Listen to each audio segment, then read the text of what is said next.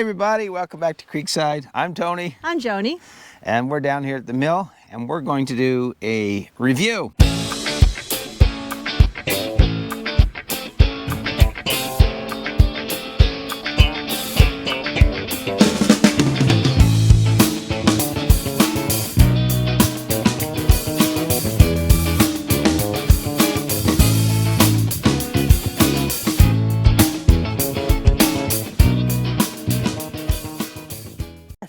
Now, we tried this yesterday.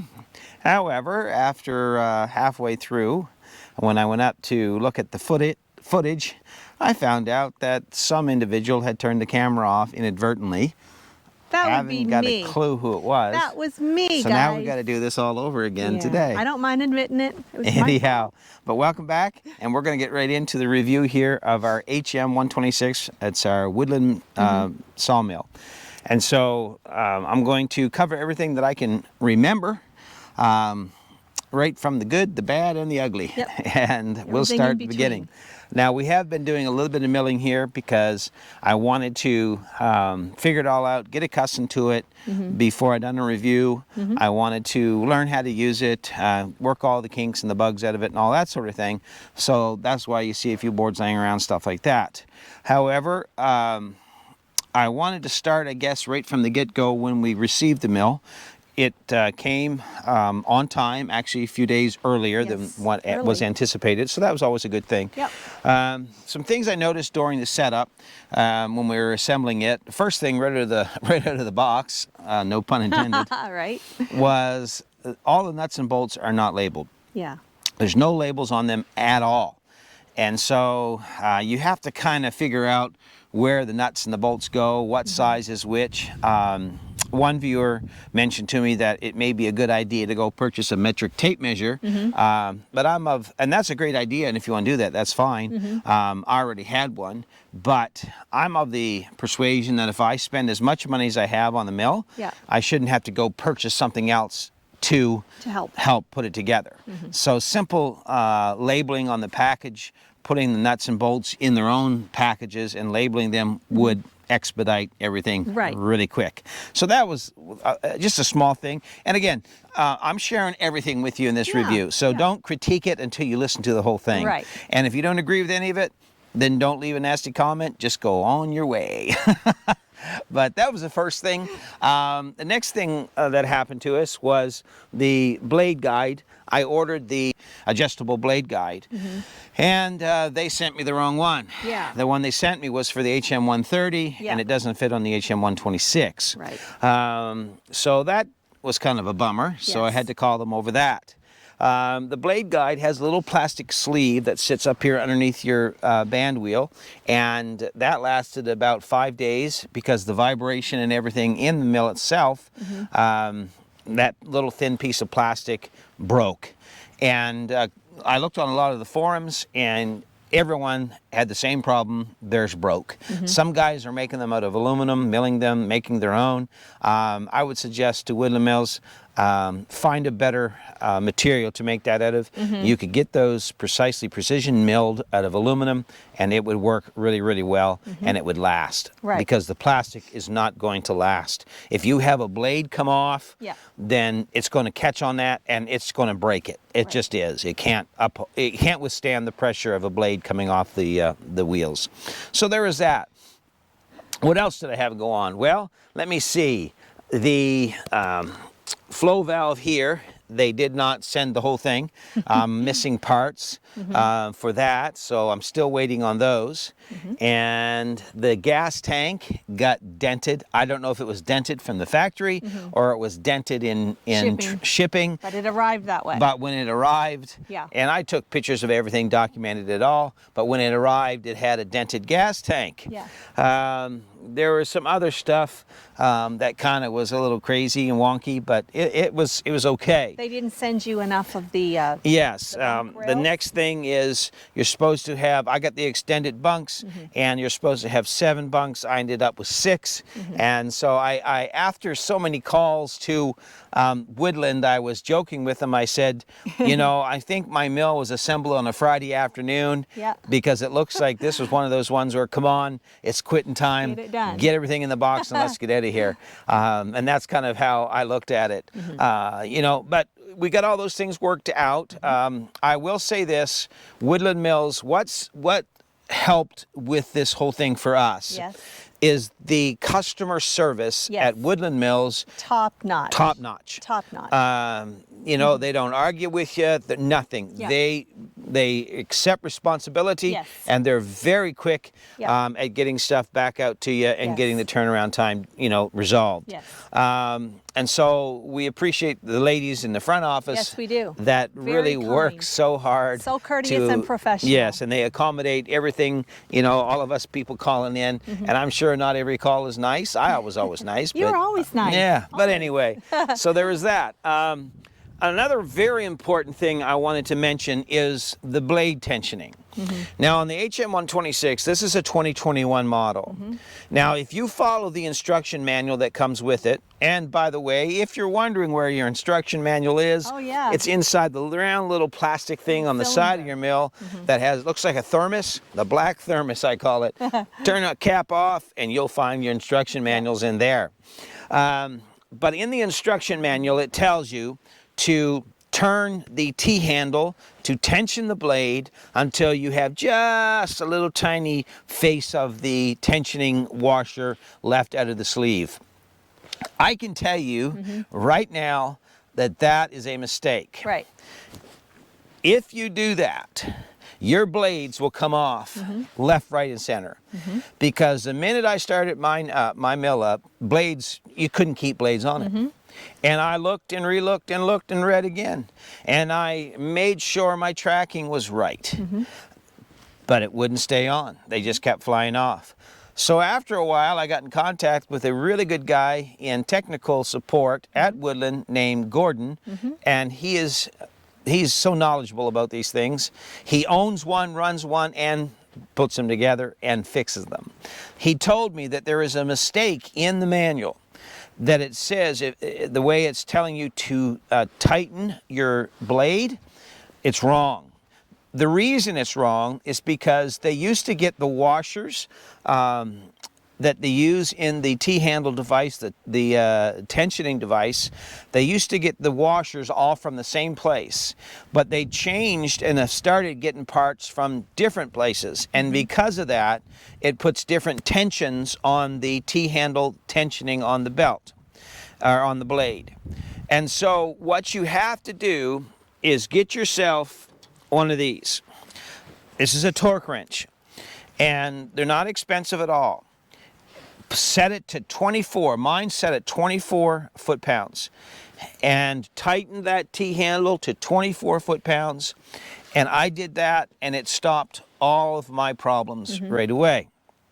Did it keep my problems away? Well, no, because there were some other things that were happening.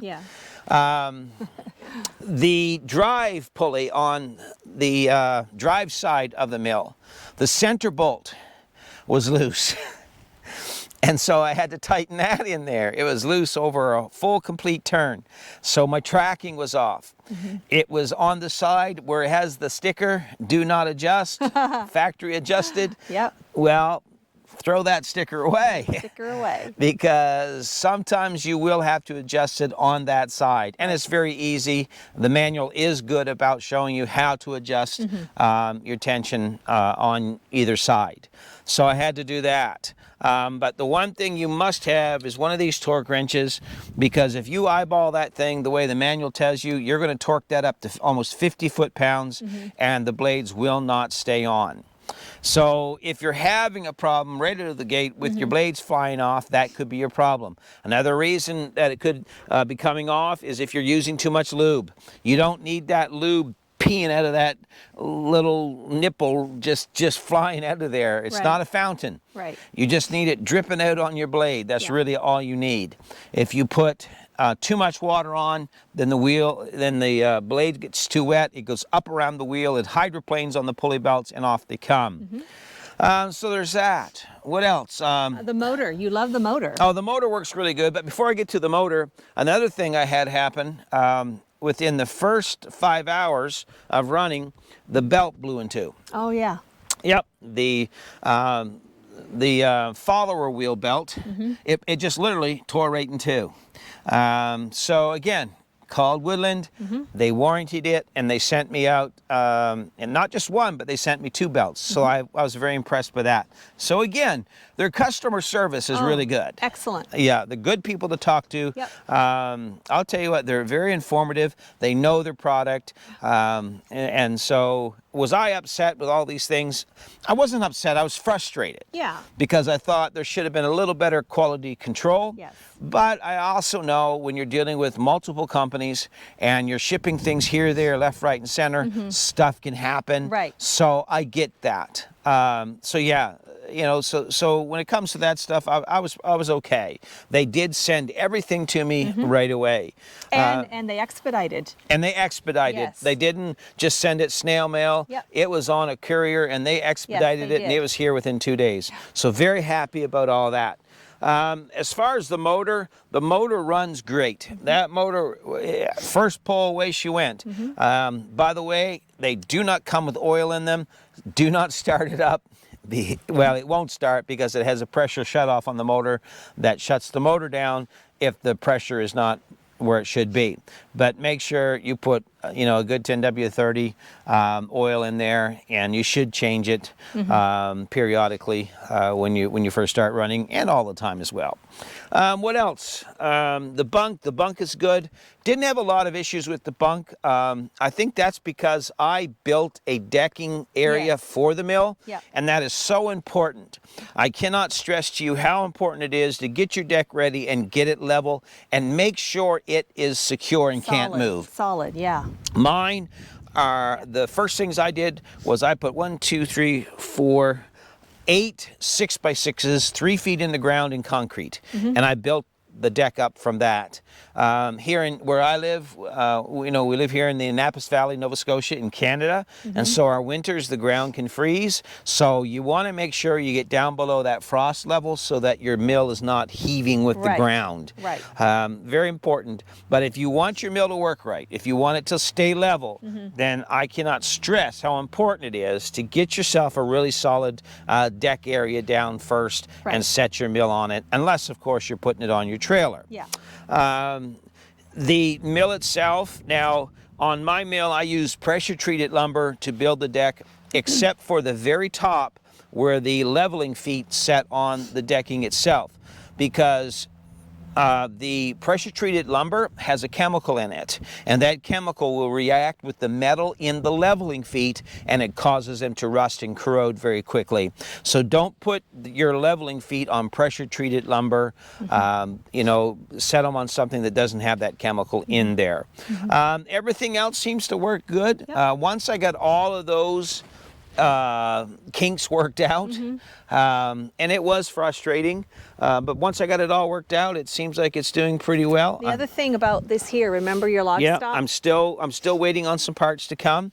Apparently they got shipped to the United States instead of to Canada, so what do you do, you know? So it's been about a month and I'm still waiting on them, but I called yesterday or day before and got that straightened out, so that stuff will all be here this week. Another thing I'll show you real quick here is the log stops for the back of your bunk. Now they come like this, obviously, and they do not have this piece on them. So what happens if you drop them into the sleeve on your bunk, they'll literally fall right out through the bottom unless you know they impact the ground first. But mine's up off the ground, so they would fall right through. So what I did was I drilled through this and put a piece of rebar through it, and then spot welded it, tack welded it in. So now when I put those in, they slide right in and they catch and they won't slide all the way through. It's also real easy to grab that little piece of rebar there and pull that right up real quick. So that made life much easier. As far as your lubrication tank, of course, I haven't run it much in warm weather, so cold weather, I just put windshield washer fluid in it, and that keeps it from freezing, works wonderfully well. Couple other things that I'll go over real quick. If you live in a windy environment, find a way to keep your saw head secure if it's out in the open. Now what I've done is I've created this really neat centrifugal brake. Actually, it's a pair of vice grips. And I just push the mill head all the way back to the stops, and then I just clamp the vice grips on, and then it stops the mill from moving back and forth. If you don't secure your mill, the wind will blow it up and down your rails, and it will pull it, drive it, or, you know, lift it right off the rails. Yes. So We don't want that. nope. Some other things that have wore out, the crank that moves the head up and down. Everybody's having problems with those. Seems like it on all the forums that I've read. They do have an upgrade kit for that. So if your hand crank, you know, is that little ball bearing in the end of that shoots at, that's excuse me, but that is very poor design. Yeah. Because that comes out of there left, right, and center. So how did I solve that issue? I filled it full of grease in behind it. Yeah. And the pressure keeps grease around the ball bearing and keeps the ball bearing in the hole. And then I put a little grease on the plate that it tick, tick, tick, tick goes around. And that makes it run real smooth, and it kept the ball bearing in. However, there is an upgrade kit. So if you've not called Woodland Mills for your upgrade kit on your hand crank, do so. Because they do have an upgrade kit. My mill is a 2021, and so they've sent me the upgrade kit so that I don't have to put up with this foolishness, because mine, it doesn't work. It's wore out, the ball bearing doesn't stay in, all that stuff. And so if you're having the same issues, call Woodland, they'll send you the upgrade kit. Yes, if you're cranking. Yeah. Anyhow, one thing that I'm going to do, and I've seen this on YouTube, I'm actually going to get an electronic or an electric trailer lift jack. And I'm going to take the big long jack leg off of it, and I'm just going to use the motor, and I'm going to attach it to my hand crank. I'm taking the handle off and attaching it right to that shaft, and then I'll put a small solar panel on with a small battery, and I'll run it right from that, and that solves the cranking issue. So those are some ideas, some things that we've done. As far as the mill working, honestly, it works really well. Yes, it does. Would I buy another Woodland mill? Yes, I would. I think I just got the lemon out of the package or out of the warehouse for that month. However, once we get all these issues solved, and I want to stress to everybody, Woodland Mills customer service, very quick to get it resolved. Had they not been, they would have had their mill back, and I would have had my money back. But they really did help us out a lot. So my hat is off to them. Actually, it would be, but it's too cold to take it off. Yeah, too cold. But yes, So, definitely they are the gold standard. yeah, they're really Definitely. good on customer service. They are. Dogs are coming over here behind us. So anyway, that being said, the mill works great now. It stays level. Everything's working good on it. I'm excited to get to milling and get some lumber made here. We got a lot of projects we have to do. Yes, we do. And so stay tuned, because our next videos, you're going to see some of the things we're doing, some lumber being milled, some projects that are in the works. We also got some pigs that we're going to have to slaughter. It's time. It's the fall. And so, yeah, those are some things that are going to be taking place. That's right. Yeah. And we cannot forget to thank our subscribers. That's right. We want to say thank you to each and every one that supports us, everyone that gave to the Sawmill Project, everyone that donated. We couldn't have this would without not you. have happened without you. No, this happened because of all of our great subscribers, you know, and all those things. And so we appreciate it more than words can say, and more than we can tell you. Fully express our thanks. Yeah, so we appreciate it We're so so very grateful. much. We truly are. On that note, have a great day. Yes. We're going to get to work. Get to Got milling. a pile of stuff to do. Yes. And it's a busy time of the year. Yes. Take care, everyone. Please, if you haven't subscribed, do so. Hit that bell notification so that you know when new, videos are coming out. And leave a nice comment for us so that the YouTube algorithm knows you're there. Hit the like button, all that good stuff. And follow us on Facebook and Instagram also. Yep, if you want to. if you want to. And the best thing you can do is to share our content on Yeah. all your social media. Yep, that helps out the channel. helps a lot. So much, it really does. So take care, everyone. Lord bless you. Have a great day, and we'll see you right back here at Creekside. Take care, everyone. Bye-bye.